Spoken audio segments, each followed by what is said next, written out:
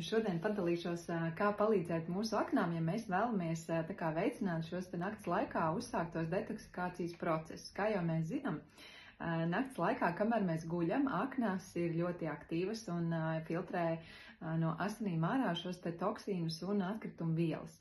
Un tajā brīdī, ja mēs no rīta pieceļoties sākam uzreiz ēst, sākam uzreiz dzert kafiju, tad, diemžēl, viss tas, ko aknas nakts laikā ir sastrādājuši, tas viss tā kā ir, tātad jāsavāc atpakaļ pašai aknai un, netiek tātad organisms pilnvērtīgi izskalots.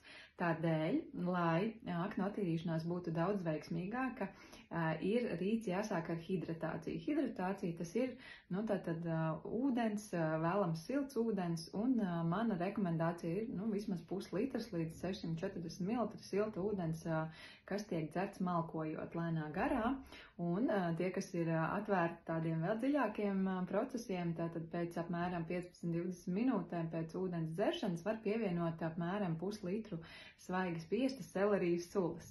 Un savukārt pēc tam, apmēram pusstundu pēc selerijas sulas izdzeršanas, tālāk jau mēs varam ēst vieglas brokastis bez piesātinātajām taukskābēm.